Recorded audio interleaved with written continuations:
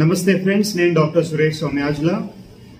Lockdown, ఈ curfew, వీటన్నిటి వల్ల ఆల్మోస్ట్ గత సంవత్సరం నుంచి పిల్లలు ఇంట్లోనే ఉండిపోయారు. ఈ 4 గోడల మధ్యలోనే ఉండిపోయారు.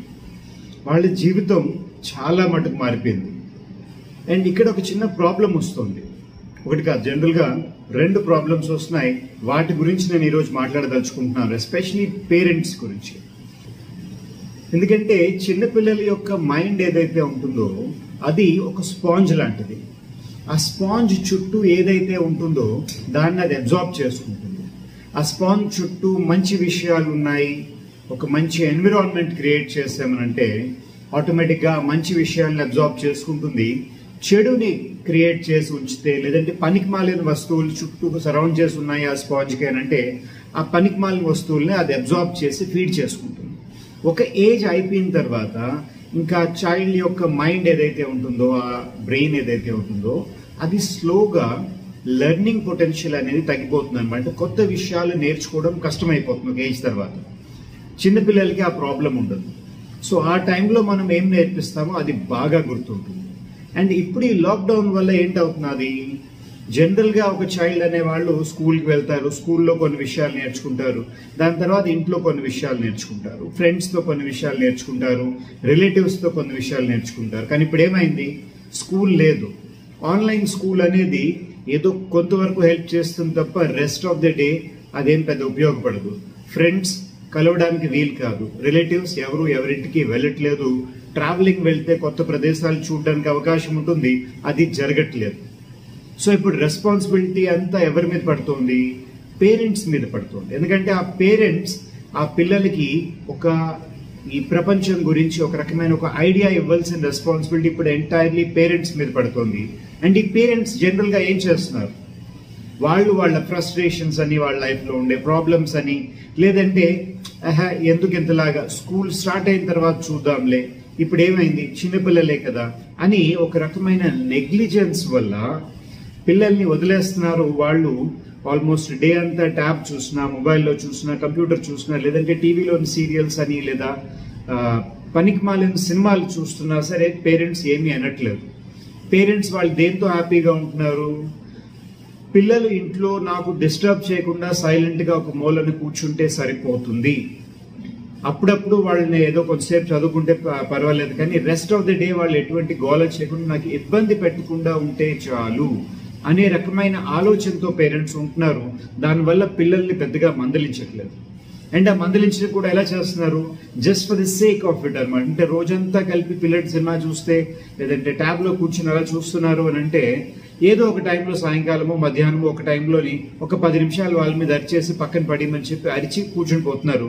మళ్ళీ యథావిధి నార్మల్ రొటీన్. జనరల్గా ఈ ట్యాబ్లోని మొబైల్లోని ఏం చూస్తున్నారు పిల్లలు, ఈ షిన్చాన్ వీడియోస్ అని కానీ, లేదంటే డోరెమోన్ అని చెప్పేసి, లేదంటే టామ్ అండ్ జెర్రీ అని, లేదంటే సినిమాలు చూస్తే ఈ ఫైటింగ్ బేస్డ్ సినిమాస్ అని కానీ, లేదంటే ఎందుకు పనికిరాని టీవీ సీరియల్స్ అని కానీ, లేదు యూట్యూబ్లో గేమ్కి సంబంధించిన వీడియోస్ అని, లేదంటే ఆడుకుంటున్నారు కొంత పెద్ద పిల్లలు అని అంటే పబ్జీ అని చెప్పేసి, లేదంటే ఫ్రీ ఫైర్ అని, అమాంగ్ అస్ అని చెప్పేసి, ఇటువంటి గేమ్స్ మీదే పూర్తి దినమంతా కంప్లీట్ చేసేస్తున్నారు. మహా అయితే రోజంతా కలిపి ఒక 1 hour 1.5 hour మించి చదవట్లేదు. పిల్లలు వయస్సు చదువుకోవడానికి, లెర్నింగ్ కోసం వాళ్ళ బ్రెయిన్ ఆ రకంగా తయారై ఉంటుంది. జీవితంలోని చాలా టైం దొరుకుతుంది పెద్దవాళ్ళు అయిన తర్వాత, ఎంటర్టైన్మెంట్ గురించి అని, నవ్వుకోవడం గురించి, వాటన్నిటి గురించి. ఈ పిల్లలు ఎవరైతే ఉన్నారో వాళ్ళకి కొన్ని చాలా ఇంపార్టెంట్ లెసన్స్ అని ఈ ఏజ్లోనే నేర్పించవలసిన రెస్పాన్సిబిలిటీ ఎంటైర్లీ పేరెంట్స్ది. మీరు ఇలాగ చేయలేకపోతున్నారు అని అంటే యాజ్ పేరెంట్స్ మీకు అర్హత లేదు పేరెంట్స్గా ఉండడానికి. ఒక పిల్లడిని కరెక్ట్గా పెంచలేనప్పుడు 2 పిల్లల్ని ఎవరు కనమని చెప్పారు మీకు? ఇలాగ మీరు ఆలోచించవలసిన అవసరం. నేను కొన్ని హార్ష్ వర్డ్స్ మాట్లాడుతున్నాను అని మాత్రం మీరు తప్పుగా భావించకండి. నేను మీ పిల్లల భవిష్యత్తు గురించి మాట్లాడుతున్నాను. మీకు ఇవన్నీ విషయాలు తెలుసు, తెలియనివైతే కాదు. ఎక్కడో ఒక దగ్గర మీరు మీ నెగ్లిజెన్స్ అనుకోండి, బద్ధకం అని అనుకోండి. ఇప్పుడు ఉండే జనరేషన్ మాత్రమే కాదు చిన్నపిల్లలుగా ఉండేది, ఇంతకు ముందు కూడా చాలా జనరేషన్స్ వచ్చాయి. కానీ అప్పటికి ఇప్పటికీ ఒక చిన్న తేడా ఏంటంటే, అప్పుడు చిన్నపిల్లలకి చందమామ పుస్తకాలు అని చెప్పేసి, లేదంటే అమర్ చిత్ర కథ అని చెప్పేసి, లేదంటే రామాయణం, మహాభారతం, లేదంటే బైబిల్ స్టోరీస్ అని చెప్పేసి, లేదంటే ముస్లిమ్స్కి వాళ్ళ స్టోరీస్ గురించి చెప్పేసి, ఇట్లాగా జాతక కథలు అని చెప్పేసి ఉండేవి. ఇవన్నీ ఏంటి అని అంటే మోరల్ స్టోరీస్. ఒక డిసిప్లిన్ని, ఒక క్యారెక్టర్ని, కొన్ని మంచి లక్షణాలని, మంచి ఎగ్జాంపుల్స్ని ఆ పిల్లల ముందు పెట్టి ఈ రకంగా ఉండాలిరా పిల్లలు అని చెప్పి వాళ్ళకి నేర్పించే ఒక రకమైన ఎడ్యుకేషన్, స్టోరీ ఫామ్లోనే ఎడ్యుకేషన్ అనేది జరుగుతూ ఉండేది. ఇప్పుడు వాళ్ళు టామ్ అండ్ జెర్రీ చూసి ఏం నేర్చుకుంటారు, లేదంటే ఆ షిన్చాన్ చూసి ఏం నేర్చుకుంటారు? అసలు ఏదైనా సరే దాంట్లో మంచి అనేది ఉండేదా? లేదు. బయటికి వెళ్ళి గేమ్స్ ఆడుకునేవారు, ఒక టీమ్ స్పిరిట్ అనేది వచ్చేది. పబ్జీ ఆడుతున్నారు, దాంట్లోని వైలెన్స్, లేదంటే వాడిని చంపే వీడిని చంపే అని చెప్పడం తప్ప ఇంకేదైనా వినబడుతుందా మీరు పిల్లల నోట్లోంచి, మాటల్లోని? సో ఇవా మనం మన పిల్లలకు నేర్పించాలి, ఇవా మనం చేయవలసిన మార్గదర్శన. మరొక ఇంపార్టెంట్ మిస్టేక్ ఏం జరుగుతున్నది ఎస్పెషల్లీ ఈ 1 year నుంచి ఏంటంటే, ఒక టైం టేబుల్ అనేది పేరెంట్స్ పిల్లలకి ఇవ్వట్లేదు. ఇన్నాళ్ళు మార్నింగ్ ఒక టైంకి లేవాలి, దాని తర్వాత స్కూల్కి వెళ్ళాలి, స్కూల్లో ఒక్కొక్క పీరియడ్లోనే ఒక్కొక్క పని చేసుకుంటూ ఉండాలి, ఒక సబ్జెక్ట్ చేయాలి, దాని తర్వాత ఇంటికి రావడం, కొంచెంసేపు హోంవర్క్ కంప్లీట్ చేయడం, దాని తర్వాత చదువుకోవడం, ఆడుకోవడం, ట్యూషన్కి వెళ్ళడం, ఇలాగా ఒక స్కెడ్యూల్ ఉండేది. ఇప్పుడు ఆ స్కెడ్యూల్ లేకపోవడంతో పేరెంట్స్ పిల్లల్ని యథేచ్ఛగా ఏ టైంకి లేచినా పర్వాలేదు, 8, 9, 9:30, 10 గంటలకు లేచినా పర్వాలేదు, రాత్రి లేట్ నైట్ వరకు పడుకోకుండా మొబైల్ చూడడమనో లేదంటే పిచ్చి ఆటలు ఆడుకోవడం అనే ఇవే జరుగుతున్నాయి. ఇలా చేయడం వల్ల ఒక భయంకరమైన ప్రమాదంలో పడతారు. ఇది మీరు పిల్లలకి ఎక్స్ప్లెయిన్ చేయడానికి గురించి అండ్ మీకు కూడా ఎక్స్ప్లెయిన్ అవ్వడం గురించి ఒక చిన్న స్టోరీ చెప్తా. ఎన్నో సంవత్సరాల కిందట ఒక ఊర్లోని రైతులందరి మీద ఇంద్రదేవుడు కోపగించి, నేను మీ ఊర్లోని ఒక 2 సంవత్సరాల దాకా వర్షాలు కురవనివ్వను అని చెప్పి ఆయన కూర్చున్నాడంట. ఒక 2-3 సంవత్సరాల దాకా వర్షం పడదు అని చెప్పేశాడు వాళ్ళకి. సో ఈ రైతులంతా బాగా డిప్రెస్ అయిపోయి వెంటనే శివుడి దగ్గరికి వెళ్ళి ఆయనకి పూజ చేసి ఆయనతో మాట్లాడడానికి ట్రై చేస్తున్నారంట. కానీ ఇంద్రుడు చాలా తెలివైన వాడు, ముందుగానే శివుడికి చెప్పేశాడంట, పరమేశ్వర, మీరు మీ డమరుకాన్ని వాయిస్తే కానీ వర్షం పడదు. సో ఈ రైతులు వచ్చి మీతో మాట్లాడతారు, కానీ మీరు వర్షం కురిచేలాగా డమరుకాన్ని వాయించవద్దు. ఎందుకంటే నేను వాళ్ళతో వాళ్ళకి ఏదో ప్రాబ్లమ్స్ ఉండేవి. సో అదే రకంగా ఈ రైతులందరూ వెళ్ళి పరమేశ్వర్తో మాట్లాడితే ఆయన నా వల్ల కాదు, ఐఎమ్ సారీ అని చెప్పి పంపించాడంట.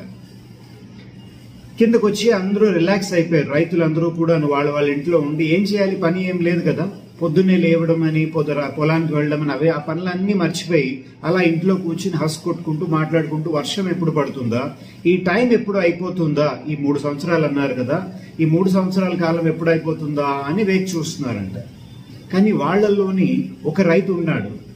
అతను రోజు పొద్దున్నే లేచిపోయి ఆ నాగలి పట్టుకుని, అతనికి ఉండే 2 ఈ ఎద్దులు ఏవైతే ఉన్నాయో వాటిని పట్టుకుని ఆ పొలంలోకి వెళ్ళి దుంకుతూ కూర్చునేవాడంట. ఊరంతా ఆయన పడి నవ్వేవాడంట. ఏ పిచ్చి వెధవ, వీడు ఎందుకు వెళ్తున్నాడు, వర్షం పడదని తెలిసినప్పుడు కూడా రోజు వెళ్ళిపోతున్నాడు, ఎందుకు వెళ్తున్నాడో తెలియదు అని చెప్పేసి. ఒక రోజు ఆ ఊరు పెద్దలందరూ పిలిచి ఆ మనిషిని ఆపి అడిగారు, ఎందుకు అలా చేస్తున్నావు, నీకు బుర్ర ఉందా లేదా అని చెప్పి.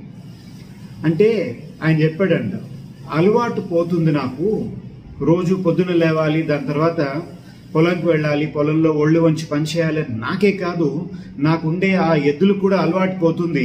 3 సంవత్సరాల తర్వాత ఎప్పుడైతే వర్షం పడుతుందో అప్పుడు సడన్ గా వాళ్ళని ఆ ఎద్దుల్ని పరిగెత్తమన్నా లేదంటే కష్టపడమన్నా అవి చేయలేవు, ఒళ్ళు వంచి పని చేయమన్నా నా ఒళ్ళు కూడా సహకరించదు. ఆ అలవాటు పోకుండా ఉండడానికి గురించి నేను చేస్తున్నాను అని అన్నాడంట. ఈ విషయం ఆ ఊరు వాళ్ళు విన్నారు, కానీ పెద్ద పట్టించుకోలేదు. కానీ ఇదే విషయం పైనుండే పార్వతీమాత కూడా విన్నారంట. విని ఆవిడ వెంటనే అన్నారంటే శివుడికి, చూడండి ఆ రైతు చూడండి కష్టపడి ఎలా చేస్తున్నాడో, అలవాటు పోకుండా ఉండడానికి నాకు కూడా ఎందుకో డౌట్గా ఉంది, మీరు మీ డమరుకాన్ని వాయించడం మర్చిపోతారేమో, 3 సంవత్సరాలు కనుక మీరు వాయించకపోతే అప్పుడప్పుడు ప్రాక్టీస్ చేస్తూ ఉండండి అని ఆవిడ చెప్పిందంట, మెల్లిగా హింట్ ఇచ్చింది. వెంటనే అవును కదా అని చెప్పేసి శివుడు ఆ డమరుకాన్ని పట్టుకుని డబడబడబడబా అని వాయించడం మొదలు పెట్టాడంట. ఇంకేముంది, ఇంద్రుడు లేదు, ఏమీ లేదు, వెంటనే ఆ ప్రాంతంలో వర్షం పడడం మొదలుపెట్టింది. వర్షం పడింది, కానీ ఎవరు ప్రిపేర్డ్ అయి ఉన్నారు ఆ వర్షాన్ని యూటిలైజ్ చేసుకోవడానికి? ఓన్లీ ఆ ఒక్క రైతు మాత్రమే. మిగతా వాళ్ళందరూ చూస్తూ ఉండిపోయారు. ఆ వర్షం యొక్క పూర్తి బెనిఫిట్ పొంది మంచి పంటతోని బాగా ధనవంతుడై ఎంతో సుఖంగా ఉన్న రైతు ముందుగా ప్రిపేర్ అయి డిసిప్లిన్డ్గా అతని పని చేసుకున్న రైతు. సో అదే విధంగా ఇప్పుడు మీ పిల్లలు స్కూల్ మొదలైన తర్వాత నేను మళ్ళీ వాళ్ళకి డిసిప్లిన్లో పెడతాను, మంచి అలవాట్లు నేర్పుతాను, పొద్దున్నే లేపుతాను, అవన్నీ చేస్తాను అని మీరు గనక కొంచెం బద్దకిస్తున్నట్టుగా అయితే గనక మీరు మీ పిల్లడి జీవితాన్ని పాడు చేస్తున్న వారు అవుతారు. ఎందుకంటే డిసిప్లిన్ అనేది చాలా ఇంపార్టెంట్. సడన్ గా మీరు ఒక రోజు మళ్ళీ చలో స్కూల్ స్టార్ట్ అయిపోయింది, పొద్దున్న లేవండి, కష్టపడి చదవండి, ఇప్పుడు ఈ గేమ్స్ అన్ని మానేయండి అని అంటే అంత సులువు అనుకుంటున్నారా? ఈ గేమ్స్ అని, టీవీ అని, యూట్యూబ్ అని ఇవన్నీ చాలా ఎడిక్టివ్ నేచర్ ఉండేవి. సో ఇప్పటిదాకా జరిగింది ఏదో జరిగింది. ఇప్పటి నుంచి అయినా సరే పిల్లవాడు పొద్దున్న లేచిన దగ్గర నుంచి మళ్ళీ రాత్రి పడుకునేంత వరకు ఏ టైంకి లేవాలి, ఏ టైం పడుకోవాలి, ఈ మధ్య కాలంలోని ఏం చేయాలి, ఏ టైంలోనే ఆడుకోవాలి, ఏ టైంలోని చదువుకోవాలి, ఏం చదువుకోవాలి, లేదా ఒక కొత్త స్కిల్ సెట్, అబాకస్ అనుకోండి, లేదంటే ఒక మ్యూజిక్ అనండి, లేదంటే పేపర్ చదవడం, కొత్త లాంగ్వేజ్లో మాట్లాడడం, ఉన్న లాంగ్వేజ్ స్కిల్స్ని కొంచెం హోనప్ చేసుకోవడం, కొత్త పుస్తకాలు చదువుకోవడం, టీచర్ నేర్పించినా నేర్పించకపోయినా ఆ బుక్లో నుంచి మళ్ళీ ఇంకొకసారి రివైజ్ చేసుకోవడం, బుక్స్ లేవు లాస్ట్ ఇయర్ బుక్స్ ఉంటాయి కదా వాటిని మరొకసారి చదవడం, ఇలాగా ఏదో ఒక రకంగా ఒక క్రియేటివ్ మెథడ్లోని వాళ్ళ మైండ్ ఎంగేజ్ అయ్యి ఉండాలి. చదువు ఎడ్యుకేషన్ అంటే పిల్లలు నేర్చుకోవాల్సిన ఓన్లీ పుస్తకాల్లో ఉండే లాంగ్వేజ్ ఒకటే కాదు కదా. గార్డెనింగ్ అని ఉంటుంది, మీకు ఇంట్లో హెల్ప్ చేయడం అని, ఇల్లు క్లీన్ చేయడంలోని, పెద్దవాళ్ళతో ఎలా బిహేవ్ చేయడం అని, మన పురాణాల గురించి, మన కంట్రీ హిస్టరీ గురించి, ఇలాగా చాలా రకాలైన విషయాలు ఉంటాయి. మన ప్రకృతిలో ఉండే పక్షుల గురించి, ప్లాంట్స్ గురించి, మీరు చిన్నప్పుడు విన్న స్టోరీస్ ఏవైతే ఉంటాయో వాటన్నిటి గురించి పిల్లలతో షేర్ చేసుకోవాలి. ఎస్, ఇవన్నీ చేయాలి అని అంటే పేరెంట్ ఎలా ఉండాలి? చాలా చాలా డిసిప్లిన్డ్గా తాను ఉండాలి. ఫస్ట్ పేరెంట్ డిసిప్లిన్డ్గా ఉండి ఆయనకి కానీ ఆమెకి కానీ టైం దొరికినప్పుడల్లా ఆవిడ కొంచెంసేపు పుస్తకం చదువుకోవడం అని చెప్పేసి, వాళ్ళు కొంచెంసేపు వ్యాయామం చేయడం అని చెప్పేసి, వాళ్ళు కొంచెం ఆధ్యాత్మికంగా ఉండడం అని, వాళ్ళు మంచి అలవాట్లు చేసుకుంటేనే వాళ్ళని చూసి ఆ పిల్లలు కూడా అదే రకంగా ఉండాలి, నా పేరెంట్లా ఉండాలి అని చెప్పి ఆలోచన వస్తుంది. పేరెంట్కి చాలా కష్టంగా ఉంటుంది. మొబైల్లో సరదాగా వాట్సాప్లో చాట్ చేసుకోవడం మానేసి పిల్లలతో ఉండడం అని అంటే కొంచెం కష్టమైన పని. ఎవరన్నారు పేరెంట్ అవ్వడం చాలా సులువు అని చెప్పి? ఒక సక్సెస్ఫుల్ పేరెంట్ అవ్వాలి అని అంటే కొన్ని సాక్రిఫైసెస్ చేయాలి. స్టార్టింగ్లోని మీరు కొన్ని సాక్రిఫైసెస్ చేసి కొన్ని మంచి అలవాట్లు మీరు నేర్పించారు పిల్లాడికి అని అంటే ఆ పిల్లవాడు ఒక ఏజ్ వచ్చిన తర్వాత ఇంక మీ హెల్ప్ అవసరం ఉండదు. హైవే ఎక్కేస్తాడు, ఫుల్ స్పీడ్లో ముందుకు వెళ్తాడు, లైఫ్లో సక్సెస్ఫుల్ అవుతాడు. ఆ చిన్నపిల్లలు పెద్దవాళ్ళు అయిన తర్వాత మీరు మీ పేరెంటింగ్ మీద గర్వంగా చెప్పుకోవడానికి వీలవుతుంది. ఎస్, నేను ఒక మంచి పేరెంట్ని, నా కొడుకు కానీ నా కూతుర్ని కానీ నేను బాగా తీర్చిదిద్దగలిగాను, వాళ్ళ భవిష్యత్తులో వాళ్ళకి ఏం కావాల్సి ఉంటుందో ఆ ప్రకారంగా వాళ్ళని నేను చిన్నప్పటి నుంచి పెంచి ఒక ఉజ్వలమైన భవిష్యత్ దారిగా నేను వాళ్ళని పట్టుకెళ్ళగలిగాను, అందుకని ఈరోజు వాళ్ళు హ్యాపీగా ఉన్నారు అని ఫ్యూచర్లో మీరు మాట్లాడుకోవాలి అని అనుకుంటే ఈరోజు పేరెంట్గా మీరు కష్టపడాలి.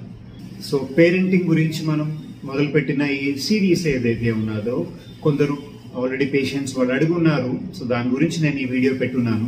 మీకు ఇంకేదైనా డౌట్స్ ఉన్నాయనంటే కమెంట్ సెక్షన్లో అడగండి. నాకు వీలైనప్పుడల్లా టైం ఉన్నప్పుడల్లా నేను వీడియోని పోస్ట్ చేస్తూ ఉంటాను. నేను డాక్టర్ సురేష్ సౌమ్యాజుల ఈరోజు సెలవు తీసుకుంటాను. సర్వే జన సుఖినో భవంతు.